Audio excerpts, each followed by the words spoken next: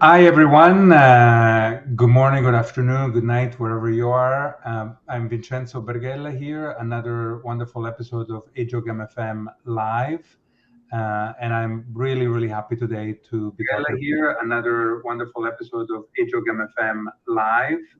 And I'm really, really happy today to be here, another wonderful episode of AJOG MFM Live. And I'm really, really happy today. It's echoing. I don't know why it's echoing. Can you all? Okay. Echo gone. We're talking about today gender equity, and we have 5 wonderful presentations. So I can't wait to hear them and share them with you, and then we'll have a discussion. We're going to go around and introduce each other. You heard from me. Tera, can you introduce yourself? Sure. Good afternoon, everybody. My name is Tera Howard, and I'm a generalist faculty at the University of Texas at Austin Dell Medical School. Glad to be here. Glad to have you. Megha?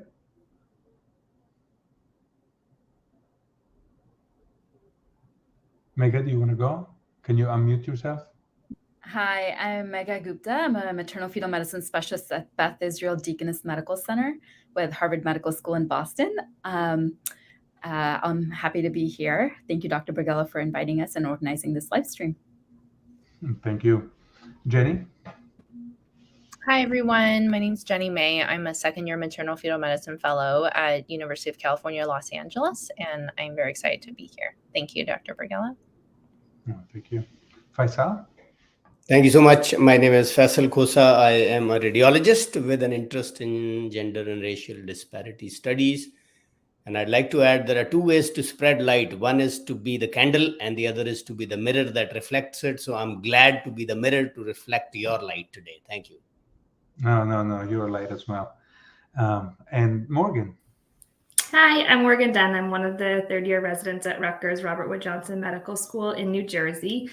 Thank you so much for this opportunity, Dr. Berghella. Oh, thank you.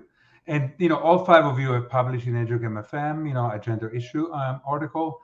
So I will start and show Tera's slides, and I will let her, Tera's slides, and I will let her start on racial and sex disparities in selection of chief residents. Thank you so much. And I'm excited to present our research on racial and sex disparities in the selection of chief residents in obstetrics and gynecology. I do want to highlight the other members of my research team, which include Blessing Oyeniyi, Jordan Pike, and William Grobin. So it's well known that racially and ethnically minoritized individuals and women are underrepresented in leadership roles in academic medicine. However, little is known about whether and to what extent these racial and sex disparities exist in graduate medical education. So our study sought to determine whether race, ethnicity, and/or the intersection of race, ethnicity, and sex impacts the likelihood of selection as chief resident in obstetrics and gynecology residency programs. And we thought that OBGYN would be an excellent place to ask this question because of the fact that our field is majority female and is also one of the most racially diverse fields. So we performed a cross-sectional analysis using the GME Tract, a national resident database and tracking system to which most GME programs report. Included in the analysis were final year OBGYN residents and US-based residency programs from the years of 2015 to 2018. Our exposure of interest was self-reported race and self-reported sex, and our outcome of interest was program designation as chief resident. Logistic regression was used to estimate the odds of being chief resident across the various racial groups and sex groups and the intersectional groups. Our model also tested for potential confounding across the variables that you note on the slide. So our sample included over 5,000 residents, and what we found was that Black residents were 21% less likely to be chief resident compared to their white referent group. Females were 19% more likely to be chief resident comparative to males. And among males, Black individuals had the lowest odds of being chief resident with an odds ratio of 0.32. Among females, Hispanic individuals were the least likely to be chief resident, with an odds ratio of 0.69. And comparing across intersectional groups, white females were almost 4 times more likely to be chief resident compared to Black males. So this table highlights the association between the most advantaged and the least advantaged groups in terms of chief resident selection. And of note, we chose white female as the referent group for this comparison, given that those identities independently had the highest likelihood of being chief, respectively. And you can see at the top of the slide are the most advantaged groups, and at the bottom slide are the least advantaged. So in conclusion, our research showed that the odds of being chosen as chief resident do differ significantly by race, ethnicity, and sex, and their intersectionality. And we recommend that the chief resident process be examined on an individual program level through the lens of equity, such that all residents have equal opportunity to advance in leadership, notwithstanding their intersectional identities. We also believe that in our quest for inclusive leadership in academic medicine, we have to consider the time people spend in graduate medical education spaces. So our study had several strengths, we think, and limitations. Of course, there was a very large sample size. It was a national sample representing residents from all across the country, which improves our generalizability. The important strength was that the variables of interest in terms of exposure were of self-report, which reduces our assignment bias. We also had person-level data, and we had the ability to evaluate for potential confounders. We did, of course, have limitations. These data were de-identified, and so we did not have individual program level information about the demographics of the program. We had no data on the chief or resident selection process itself, which we know is very variable within institutions and across programs. We also know that the program reporting of chief resident may vary, whereas some programs may report administrative chief, whereas others may report quality chief or education chief. And then finally, we did not have data about desire or aptitude of the individual resident in wanting to be chief, but it's important for us to note here that desire and aptitude really should not differ by race, ethnicity, or sex. And the thought that it would differ by these identity groups actually perpetuates leadership disparities that we observe. Thank you. Wonderful, Tera, and lots to think about and for our discussion in a little bit. Welcome, Justin, who's going to be one of our discussants later on, Dr. Brandt. And Jenny, you're next, so I put your slides up. You can take it away. Perfect. Thank you so much. Hi, everyone. Today, I will be talking to you guys about our study on the gender representation of speakers at the Society for Maternal Fetal Medicine postgraduate courses over a 20-year review that we did. I did this study with Dr. Yalda Afshar here at UCLA as well.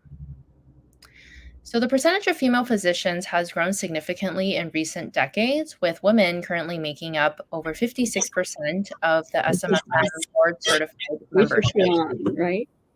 We aim to describe trends in the gender of invited speakers at postgraduate courses, panels, and debates at the SMFM annual meetings over the last 2 decades, and analyze how it correlated with current SMFM membership compositions.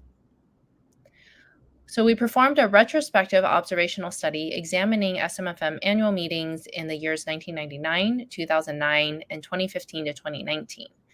Invited speakers were identified via a publicly available programs provided by SMFM and also examined by their gender, degree, and the session of involvement. Postgraduate courses, including lectures, workshops, forums, as well as panels and debates, were examined, and speakers with an MD or equivalent degree and OBGYN training were included. Moderators were identified based on those who are assigned to oversee a cohort of sessions, and binary gender was determined by first name data from the speaker's institutional website and the pronouns used to refer to that individual. A total of 906 presentations were listed in the SMFM meeting programs and archives from 1999, 2009, and then the years from 2015 to 2019. Amongst the 3 time points of 1999, 2009, and 2019, there were 330 speaker slots, 28 in 99, 65 in 2009, and 237 in 2019. Between the years 2015 and 2019, there were 813 speaker slots, and the median number of sessions per year was 131 across all years and 133 in the most recent 5 years. In our Table 1, we compared the rates of gender representation in postgraduate courses between the 3 time points of 99, 2009, and 2019. We did find a significant difference in gender representation with 25% female in 99, 21% in 2009, and 55% in 2019 with a p-value of less than 0.001. The data that we derived from 2019 significantly correlated with overall higher female representation compared to earlier years. And there was also significantly higher odds of having a female speaker in 2019 compared to 2009 with an odds ratio of 4.5, as well as between 99, 2009, and 2019 with an odds ratio of 2.7. We then compared gender representation in postgraduate courses from the years 2015 through 2019, and we found that there was an overall positive correlation, as noted, between the increasing years and increasing female representation with a p-value of 0.005. While there were 40% of slots assigned to females in 2015, this rose to 55% by 2019. When controlled for the type of session, there are also higher odds of having a female speaker in a later year with an adjusted odds ratio of 1.2. This is our figure demonstrating these trends in female representation in our postgraduate courses between the years 2015 and 2019. As you can see, the black dots here represent the slow increase in female representation over those 5 years. In Table 2, we looked at average female representation in sessions based on the moderator gender, and we found that across all years, there was a significant difference amongst mean female representation in a session based on the gender of the session moderator. When there was a male moderator, there was an average of 29.8% of female representation in a given session, as compared to when there was a female moderator, there was a 71% female representation. When there was a combination of both genders as moderators, there was about a 43% female representation in the group. There was an overall no significant difference in overall female representation in moderators across the years. The last part I just want to know is we did look at the gender representation amongst different types of sessions, and we did find a significant difference in gender representation between the different types of sessions, with about 51% of lecture slots females represented, but only 42% in panels and 38% in debates. So in conclusion, we did see a significant increase in the percentage of speaker slots allotted to females over the past 2 decades, and this is a trend that has reflected SMFM's membership gender composition as well. It's undeniable that gender stereotypes do play a role in how women and men are perceived and evaluated, and as in our case, represented at a national conference. So recognizing these differences in gender representation is very important, as they do manifest subtly in forms of reinforcement and gender disparities in medicine. So everyone in society, across institutions, and in our case, conference organizers, should make an effort to dispel these gender biases in a deliberate manner. And overall, of course, continued work is needed to raise more awareness of these issues and work towards meaningful gender equity in the workplace. Thank you very much. Thank you. That was great. I wrote down a few ideas and questions. It's really important work. Faisal, you're next, and I just want to make sure that I'm sharing the right slides, which are right here.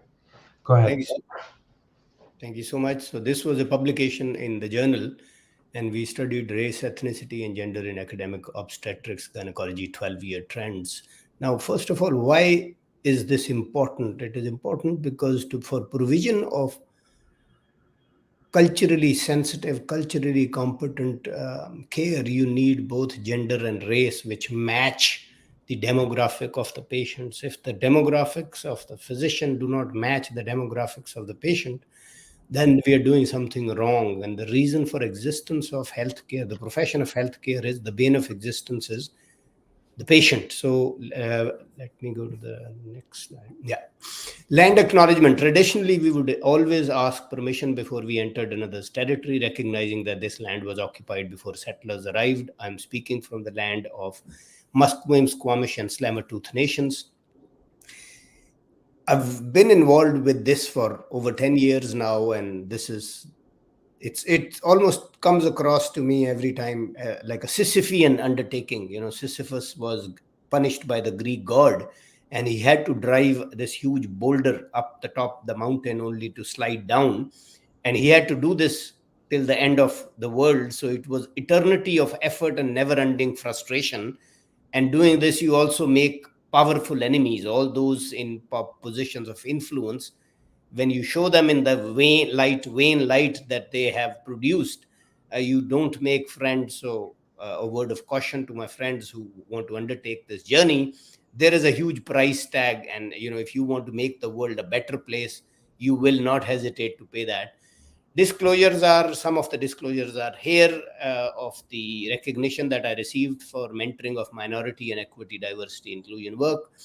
Study design was, we took Association of American Medical Colleges data between 2007 and 2018. Now I'm working on the next consecutive 50-year data, the same data. Trends in representation of women and races, white, Asian, Black, and other minorities were looked upon. We also studied the academic ranks from professor down to instructor and leadership positions in every department. And also we studied the tenure status of the faculty from 2007 to 2018 in our data. 12-year trends in representation. As you can see, the white race has remained predominant. There has been very little change from 2007 to 2018. I'll just give you a bird's eye view, then we can discuss. Let's talk about trends in representation by gender. Gender representation definitely has changed. In 2007, there were less women in the workforce compared to men, as yellow is representing women and black color here, or blue, dark blue, navy blue is representing men. There is definitely a change, as we should expect, because it is a discipline that looks after women predominantly. Let's look at leadership and academic ranks. In chairperson position, you can see men significantly outnumber, more than double that of women, and in instructor, women are almost outnumbering, more than double outnumbering men. But I'll tell you, this does not translate. So those who tell us that, oh, this will transpire into more chairs in next 20 years, that's untrue. The reason for that is that there is a sticky floor, there is a broken ladder, and there is a glass ceiling in this ivory tower of medicine and obstetric gynecology, or every discipline you want to name. So there is a huge leakage, and there is a broken ladder. They cannot, so this automatically does not transpire. For change to transpire, you have to be intentional. You cannot wait. As I was told by a leader, a female leader, that women outnumber men now by in every medical school class. So there are 56 to 58% women and only less than 50% men. Guess how long that has been happening? Does anybody have any idea? I know it's over time, maybe 20 years. It is more than that, Vincenzo. It is, the first class was 1992. It was that leaders class. She knows because it was her leaders class when there were 53% women. And since then, women have been more. 30 years is a career in medicine. And over a lifetime of an individual's career, we are still at instructor level where we can be boastful, or assistant professor level, we can be boastful. But we are ashamed when we talk about associate, full professor, or chairperson, that men still predominant. I'll quickly go through the remaining slides. Let's talk about tenure status. Again, you can see navy blue in the slide D portion of the slide on the left. Navy blue, its tenure is again white males. And if you look at trends by gender in tenure, again there's predominance. It's 4 times in 2007 and 2018. It's still males double or twice the number of females. So we are talked about best person for the job or best fit for the job. Best persons are for the job are not born. They have the blessing of right connections and opportunities available to them. They are nurtured with privileged access to strategically beneficial information, sponsorships, scholarships, and coaching. The most privileged person is the best person, thereby leaving others at an unearned disadvantage. In a nutshell, although women now make up 64% of all academic physicians in obstetrics and gynecology, there remains a far higher proportion of males in leadership positions, chairperson, and also higher academic ranks, including associate and full professor. Similarly, a greater proportion of males were tenured compared to females, and that trend has persisted, prevailed. A quote to think about, I have leaders who tell me even to this day and age that this is not by design, this is all by default. To those, I would like to quote Balzac, who was a French philosopher. He said, the secret of a great success for which you are at a loss to account is a crime that has never been found out because it was properly executed. Thank you so much. Thank you. Sombering again, and much to discuss. Thanks, Faisal. Megha, you're next. Hi, thank you for this opportunity. All right, so I will be discussing my research letter that was published in AJOG MFM on gender differences in the authorship of ObGyn publications during the COVID-19 pandemic. Now, according to the AAMC data published in 2015, and as Faisal just pointed out too, in the specialty of obstetrics and gynecology, 57% of physicians are female, who in academics, as we saw from Faisal's slides, skew towards junior faculty. With such gender composition of physicians in our specialty, and knowing how COVID-19 pandemic impacted family and work balance, it was uncertain whether the pandemic, that is from an academic productivity perspective, differentially affected male and female physicians. So our primary objective was to compare the gender of the first authors who published from January to June 2020 in 6 journals in obstetrics and gynecology with high impact factors.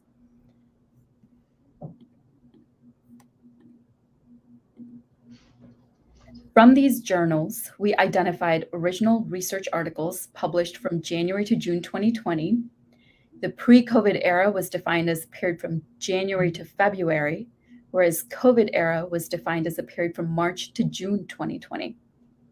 Initially, the gender and academic rank for the first authors were determined by inspecting the name and contact information. If either information was not clearly delineated, Google searches and inspection of institutional websites were performed. Investigators with rank of assistant professor or below were considered junior faculty, whereas associate professors, full professors, and directors were considered senior faculty. A binomial probability calculator, a chi-square test, was used to compare gender distributions and academic rank.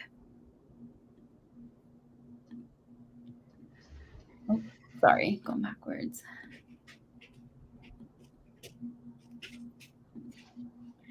So here you can see that a total of 655 obstetrics and gynecology articles were published between January and June 2020, where the first author gender could be identified. And during this period, actually, it's this slide right here, sorry. During this period, while representing 57% of academic faculty, female physicians had a disproportionately higher number of first author publications at 63%. Overall, publications were more likely to have junior faculty as the first author.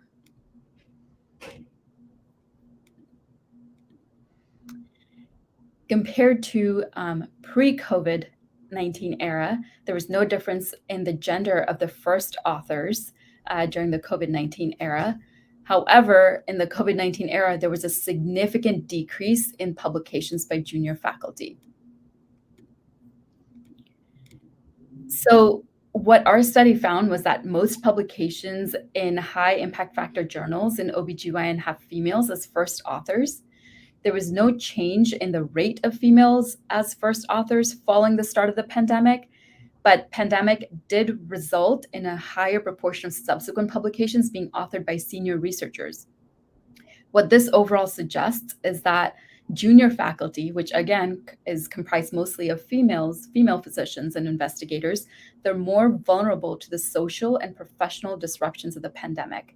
A limitation of the study was that we didn't look at senior authors and genders for comparison purposes, but the findings do suggest that we need to explore the intersection between gender differences and academic rank and publications from other specialties, not just OBGYN itself. So these are my references, and I'll be happy to take questions at the end. Thank you. Thank you very much, Megha. And thank you again, all of you, for having published all this great work in AJOG MFM. And the next AJOG MFM publication we want to highlight on gender equity is by Morgan. Morgan, take it away. Hi, I'm going to discuss a recent study that was published in AJOG MFM. I worked on this study with Dr. Brandt, who's also on the live stream. Thank you for the opportunity to present here. The title of our study was Gender Inclusive Research Instructions in Author Submission Guidelines, the results of a cross-sectional study of obstetrics and gynecology journals. The goals of the study were to evaluate the proportion of inclusive journals that have specific gender inclusive research instructions in their author submission guidelines. We also aimed to characterize the components of inclusivity that are important to these OBGYN journals. Our study was a cross-sectional study of all of the OBGYN journals that were indexed in the journal citation reports in April of 2022. All journals were classified as either inclusive if they had specific instructions about gender inclusive language in their author submission guidelines, or they were classified as non-inclusive if they did not have these specific instructions. We started with 122 OBGYN journals that were indexed in the JCR. We excluded 38 of these journals because they did not have a 2020 journal impact factor. We also excluded one duplicate journal, and that left us with 83 active OBGYN journals. Of these, 34 or 41% were deemed to be inclusive, and 49 or 59% were non-inclusive based on the definitions I defined before. This is a list of all 34 inclusive OBGYN journals. Like I said, the JCR was queried on April 8th of 2022. So of note, AJOG MFM was not indexed in the JCR at that time, but now it is. And if the study were to be repeated today, AJOG MFM would definitely be classified as an inclusive journal based on the author submission guidelines. Impact metrics, normalized metrics, and source metrics were evaluated for inclusive and non-inclusive journals. This table here shows our results. Inclusive journals have higher impact metrics, including the total citations and the 2020 journal impact factor. Inclusive journals also have higher normalized metrics that included the article influence score, and they have higher source metrics, which included citable items. We found that many of the characteristics of the author submission guidelines about gender inclusive research practices overlapped. As you can see in this table with the top two lines, more than half of inclusive OBGYN journals give specific examples of gender inclusive language, and more than half recommended the use of gender neutral language to their authors. 33.9% of all specialty OBGYN journals and 41% of journals with 2020 impact factors were inclusive. Inclusive journals had significantly greater impact, normalized, and source metrics. Most inclusive journals recommend that researchers use gender neutral language and provide specific examples of inclusive language. In conclusion, less than half of OBGYN journals have specific guidance about gender inclusive research practice. Inclusive journals have significantly greater metrics of research influence, and further study is definitely warranted to evaluate this association.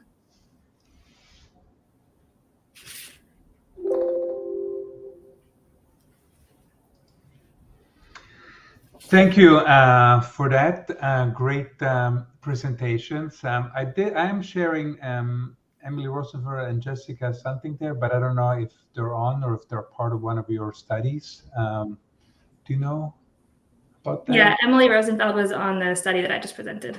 Okay. I guess they don't have the video on, but they can feel free to be in the discussion here. I'll be happy again to be very relaxed here. I guess one thing I want to say, as you were presenting, is that when we were receiving, and I must admit, I probably was the editor for all of these. I mostly didn't look at gender of the authors. Actually didn't know Faisal, I must admit, was a male. Pleasantly surprised. And I usually can only correspond to the corresponding author, and then I try to have the person who did most of the work, the first author, which is most of the cases it's you guys present. So I'm delighted to meet many of you today. I guess maybe I'll break the ice. I have a questions for Tera. Again, wonderful presentation. One of the things you said in your background, you said we are one of the most racially diverse fields, which again, a silver lining in this discussion. Is that true? Do you know that? Yes, we do know that. Objectively, medicine isn't typically racially diverse, but if you were comparing specialties, ObGyn actually fares pretty well for racial diversity, in particular with trainees. Oh, wow, I didn't know that. That's good. Any other questions people want to ask? I have a series of them, but I don't want to, monopolize the discussion. Justin, do you have something you want to say? Welcome on. Hi, everybody. Really excited to be here today. I'm at New York University and did my work supervising Morgan while I was at Rutgers. But so I'm happy to be here. But I guess one of the things I wanted to ask the group here is about our use of binary genders. I think the motivation to look at the proportion of women in various roles is important because we know cisgender women face quite a bit of sexism, and we need to combat that. We need to fix that. But we also have to recognize there are a lot of people with diverse gender identities, people who may not identify as a cisgender man or a cisgender woman. And those people with, under the context of intersectionality, right, they may identify as non-binary and experience transphobia, sexism, all types of things. And they were not included in some of the studies we presented today because several of these studies broke down gender into binary ways as for men and for women. So I'm wondering, for all of you guys, leaders in our field here, doing research in gender, what do you think about the fact that non-binary doctors were not included in some of these studies that were exploring gender equity today?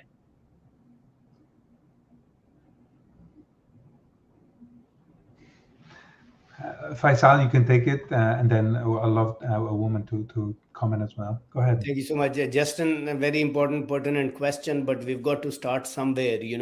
If you aim at nothing, you will hit it every time. The reason we are in such a conundrum is because we've always been told to be all inclusive and comprehensive before taking the first step. And so we couldn't even take the first step.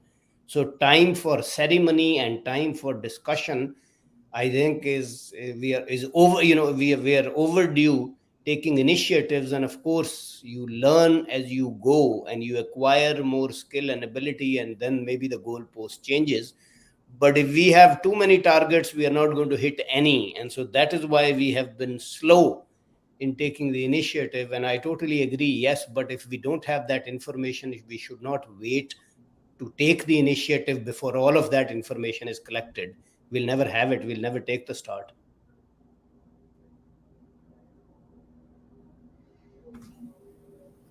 I can make a comment, Dr. Brandt.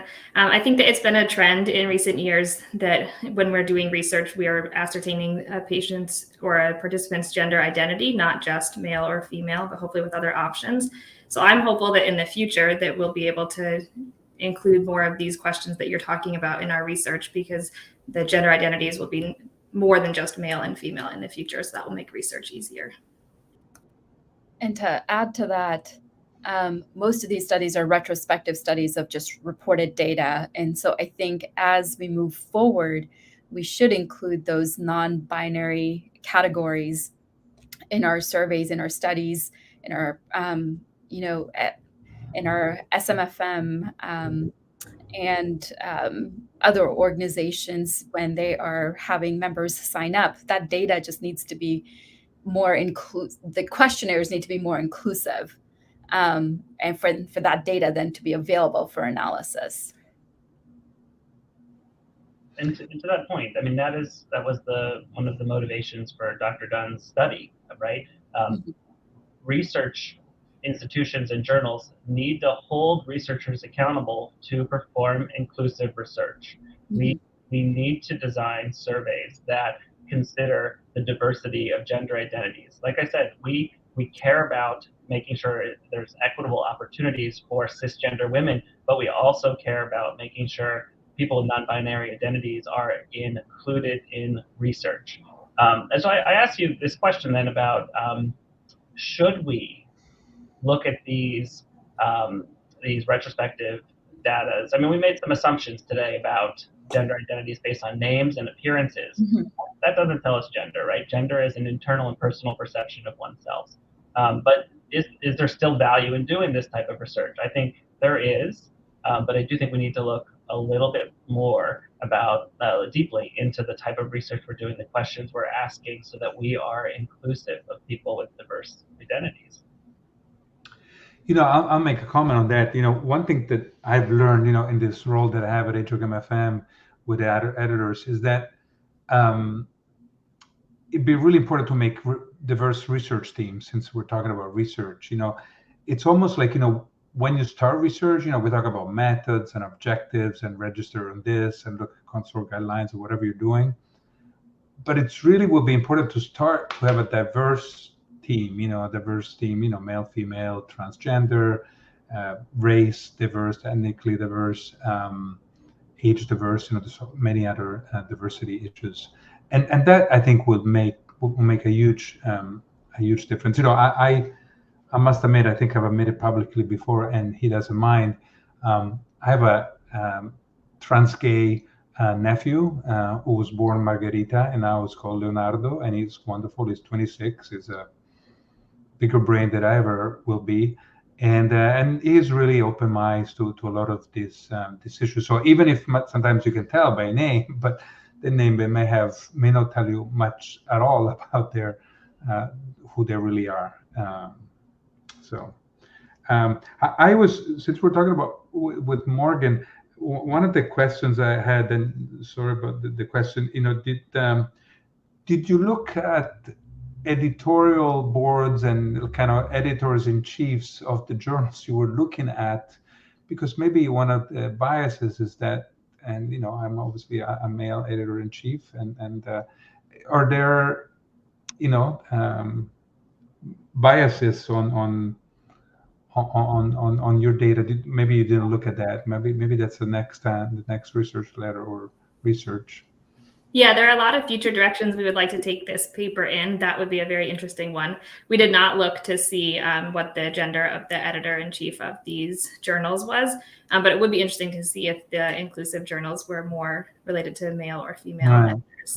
Right. I'm going to share quickly some slides. I obviously went to the wrong one, but these are the editors at AJOG MFM, just to be open. And as you can see here, we try to in a specialty that is mostly women, as most specialties are. Ours in particular, try to make it diverse and try to have women, and the editorial board is even more women led. And it's important we look at that. I made mistakes before, I've organized many SMFMs and other things like that. And I remember once I did invite maybe 4 males, and not realizing it. and obviously it was a bias I probably had. This was maybe 15 years ago, and somebody caught me, thank God, before we did that panel, and was rightly changed. But unless we give, I liked what Faisal said, unless we give people a chance. I'll also give you another 30 seconds. I just finished reading a wonderful book about how team works much better than the individuals, and how you really need to maximize other people's work to look good yourself. That's what I try to do myself. If you empower women and blacks and everybody, who can contribute, the work is going to be better, and it's proven. It's like evidence based that work is going to be better, whatever the work is. Can I? Yeah, please. I was just going to comment that our study was pretty surprising in that it told a different story than what you might expect for leadership and sex, really. Just to kind of highlight, we expected that chief residents would be less common amongst individuals who were assigned a female sex at birth, right? We expected that. And what we found is that female sex, they were 19% more likely than males to be chief resident, which was a direction that was different. And actually, it was Black males who were the most disadvantaged when it came to chief resident. So I think it's important to look at every environment, with that lens of equity, and not just make kind of broad assumptions about what direction we think that the disparity will go. But it's important to interrogate and ask the question in your own microenvironment and see where the disparities are, and then address them. Yeah, and then just following with that, a brief comment. Listening to Tera and then listening to Faisal, the composition of leadership amongst chief residents, it's like a stark difference from what it is in leadership positions at institutions in the departments of ObGyn. So the contrast was very interesting. And I'd like to add, you will be told, I've been told a million times that over the last 10 years that, these things take time. And my question always is, whose time? Your time or my time? Because in my time, the recorded world history is 6,000 years. Are we expected to wait another 6,000? So, if change has to come, then it has to be intentional. Then it has to, it is not justifiable. This explanation I don't buy. I give a rebuttal on the spot, that this is whimsical, this is arbitrary, this is capricious, and this is unacceptable time. Give me a time frame then. Don't just leave a loose statement open to interpretation. Time. Give me the time, 5 years, 10 years, 15 years, 20 years. Give me a finite time. I have no problem waiting, but you cannot just keep buying time. And whose time, Thanks. So I do a fair amount of work with inclusive gender. And what I want to point out is that we need programs to support our cisgender women so that they can have opportunities to break through that glass ceiling. But one of my advocacy points when I'm talking about inclusion is we just need to remember there are other people with diverse identities who also need help. And so we can be inclusive, and we can promote our diversity of colleagues. We can support women who are cisgender to achieve leadership roles, and so that they reflect the people that are training. Like, there should be equity there, but we also want to make sure that when we're being inclusive, we're including not just cisgender women, but also people who have diverse gender identities who are also struggling to have equity, but also broaden our definition of inclusion and include race, age, disability too. So that's my my arguments for promotion of inclusion, so that we can have a more diverse leadership in that regard. Jenny, I'm going to call on you next. You made a wonderful presentation. Can you expand on what you talked about in terms of representations with male lead versus female lead? and comment a little bit more on that?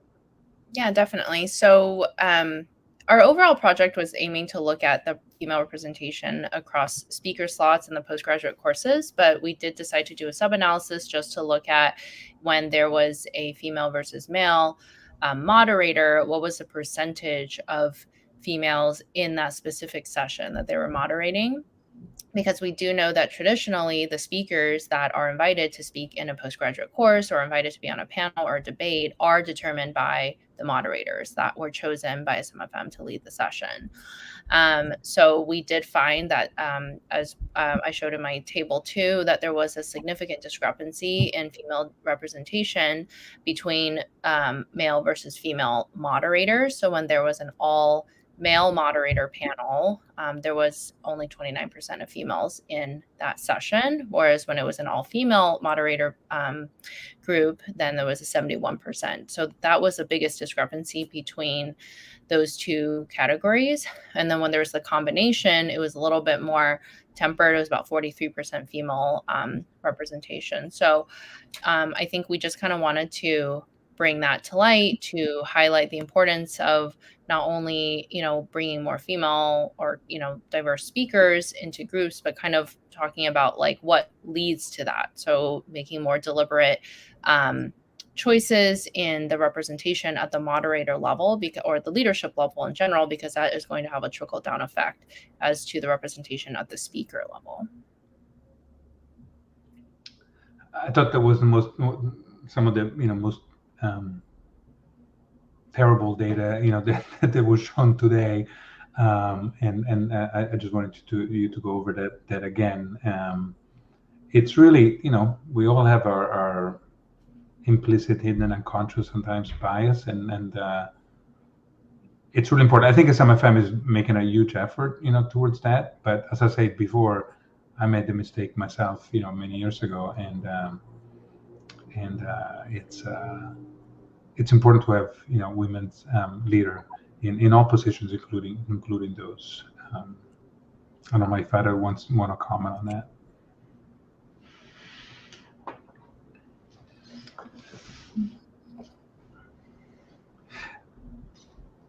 I mean, I agree. I think, not to expand on my own project, but I think that, traditionally people like them, right? So in kind of like Dr. Howard's mentioning, like OBGYN, thankfully, is one of the more diverse specialties, but it's really only as a result of having more females in our group that there are more female leaders and there are more trainees that want to come into the specialty because they see people like them paving the way. But I think similarly, like with the moderators and the speakers, I think there is implicit bias. Like if there's male moderators, they may not be thinking of inviting female speakers. They may be just having like a like-minded consciousness about that situation. Whereas females, if they're moderators, may be more conscious, like, oh, I want to raise more female speakers up, and bring them into the postgraduate course, bring them into the circle.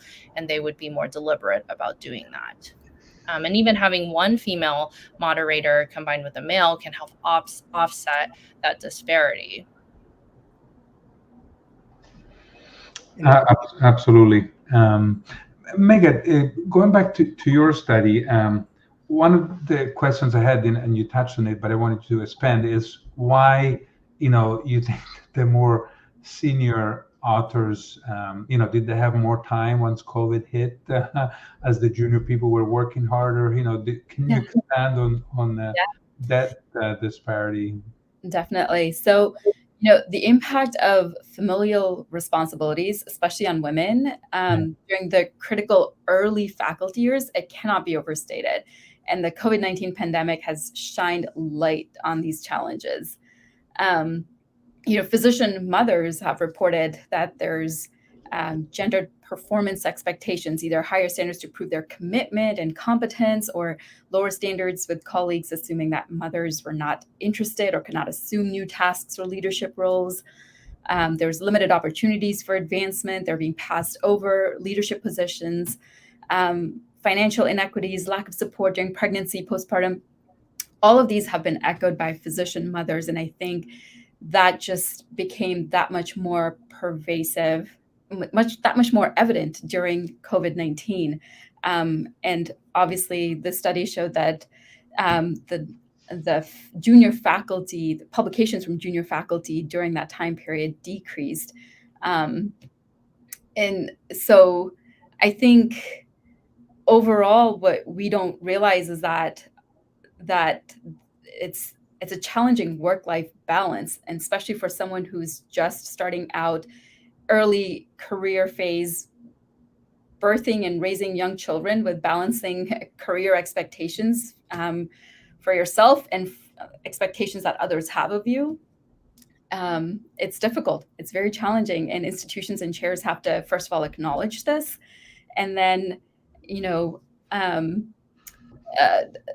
lead some of these like structural changes in their own programs. I actually remember those times and my female colleagues having, a lot more trouble. With young kids, taking care of them, a school closed and nobody could take care of them. Mm-hmm. Yeah, absolutely. Right. I think to your point, Megha, infrastructure also matters, right, in that space. So a senior author might also have more admin time, right? They might have, paid their dues and now they have more admin time. They might also have a bigger research team to help them. These are all kind of structural things, that junior faculty need to be successful, and in particular, females. Yeah. But I'd like to add, all these are appointments. Who gets promoted is decided by the department head. Who gets tenure is decided by the department head. Who becomes vice chair, program director is decided by, these are all appointments. And so we cannot exonerate. I know obstetric gynecology departments that have never had a female chair, ever. Does anybody know here a department, obstetric gynecology department, has had a female chair in over 200 years that the institution existed? I know departments of radiology that over 100 years have never had a female or minority chair or even vice chair. So therefore, it is very easy to overlook this truth, the bitter truth, as they say. You would speak truth to power only if the power does not speak the truth. Otherwise, you don't need to. So the truth of the power is that these are all appointments, and they select and appoint and give more time and give more tenure and give more opportunities to the people they like. It has nothing to do with your kind or your non-kind, but it is who you play golf with, right? Who does not talk about changing diapers or rising cost of milk or X, Y, it is unfortunate, but that is the truth. Yeah. I think for junior faculty, promotion and tenure committees need to recognize and expect that major life events will happen and that they're going to have a substantial impact on research and career momentum. And to the same extent, not just, institutions, but NIH also, they have a very strict definition of who's an early stage investigator, right? They need to account for the fact that there's childbearing happening in those early stages of career of an investigator, and perhaps that will affect their research productivity. Meghan, but I'll tell you one thing. We all presume that somebody will realize or somebody will change. I think it is our job as minorities to make them realize. So I would say write a letter to them, shoot an email to them. And I have seen huge change catalyzed just because of one email or one, I know of a university where they had barred Canada Research Chair, which is one of the most prestigious positions in this country. And I wrote a simple letter and said, you've barred this university. Are you with the oppressed or the oppressor? Because barring people from applying for these positions on equity, diversity, inclusion, Canada Research Chair was equity, diversity, inclusion. I said, the universities that have never worked on equity, diversity, inclusion, you have taken this opportunity from these universities. You are actually siding with the oppressor. You're not supporting the oppressed. And lo and behold, within 3 months, it changed. Now they've made of available positions, but with the stipulation that only minorities can apply. And it was just one email that changed that. Sorry. you made me think of a couple of things, Faisal. Be the change you want to see in the world. Gandhi said that, as you well know. Morgan can help change the world and all of us, but you should write the editors-in-chief, and I can help you, of those journals that are non-inclusive, that don't use inclusive language. Just write them directly. That's inadmissible, and that should change. It also made me think about, Jefferson was the last university in the U.S. who admitted women. Currently a CEO was male, a dean was male. Finally, our chair is a woman, and it's the first woman. You made me think. I didn't realize it. We should celebrate them more. I think ever, at least of the 7 chairs I've been under here at Jefferson, the first time we have a woman. And I think one of you should do, or maybe some of the people listening. I think a lot of the actually very academic, prestigious chairs, which you're at some of the institutions, which were appointed in the last 5 years, a lot of them are actually Black women, which it's good, but it's probably hearsay more than anything else, and my impression. But I think somebody should study that, because they make so many appointments, and they're so chairs are really, can make or break your career. Absolutely. Dr. Berghella, I love your idea of reaching out to the editors who are of non-inclusive journals and then doing a follow-up study maybe 2 years from now or 4 years from now to see how that changed our data. Yeah. I just add just one of the things that we found is that publisher plays a big role in the journal's approach to inclusive language.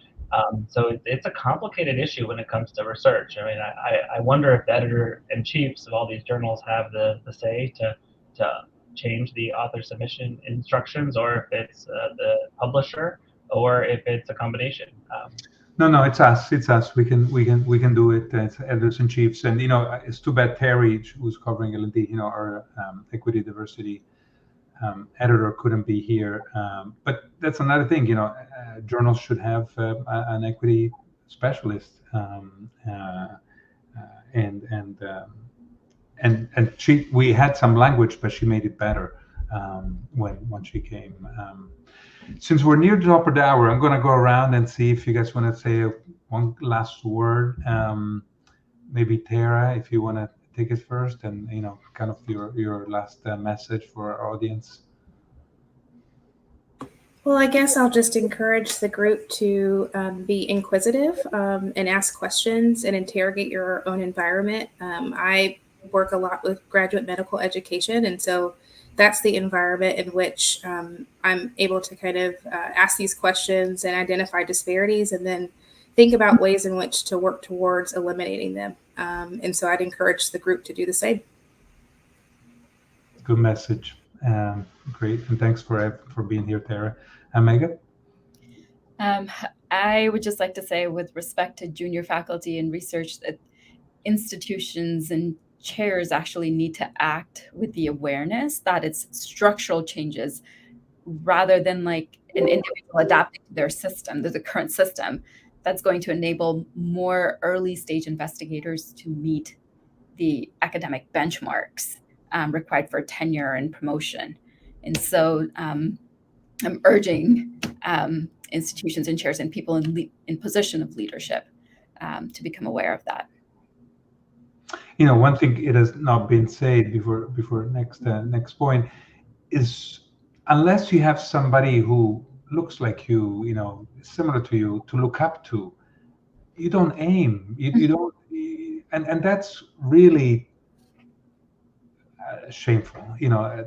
Desperately shameful.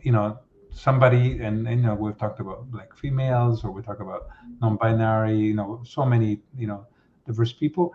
Not having people's leadership that they can look up to. I'm thinking of Michelle Obama many years ago, or people like that.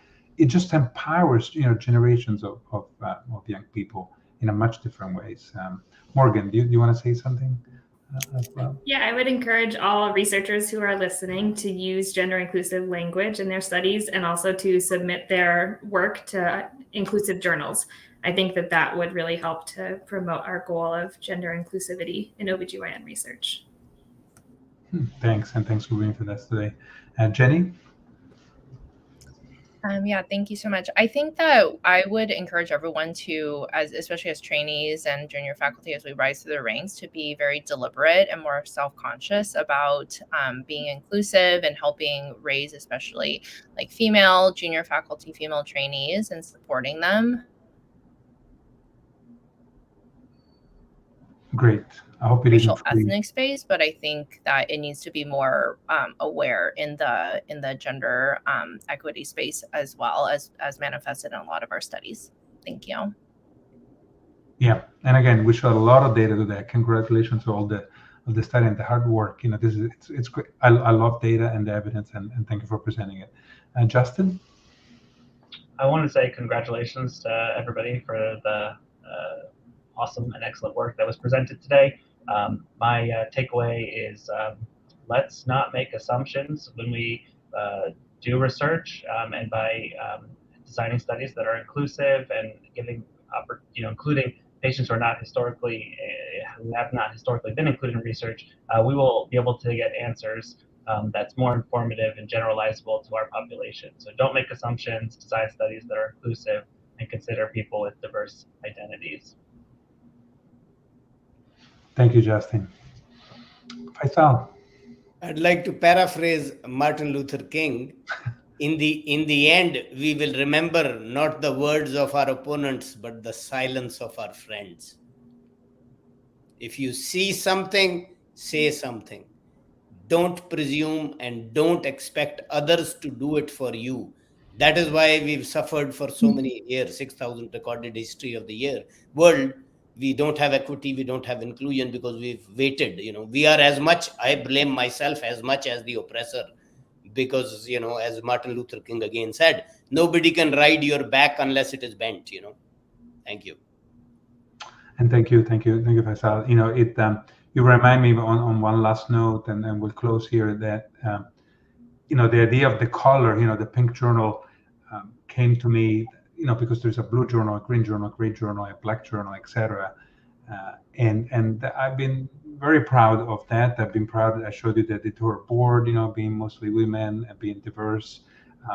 Please, as you read up in life, allow others, based on merit, based on nothing else, to work at the top of their thing, to do the things they like to do. And there's so much passion in people that don't get given a choice. And one of the best things that I think we can do is to give those people, a chance. So let me show, if I can, one last slide I wanted to show, which is the next Monday. Actually, we'll do timing of induction in term prom and present a couple of papers on that from the Pink Journal and the Gray Journal.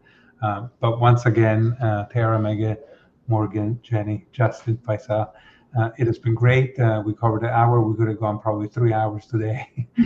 Maybe we'll do it again soon. Keep on sending things to AJOG MFM and keep on making the world a better place. Thank you, everyone. Thank you. Thank you.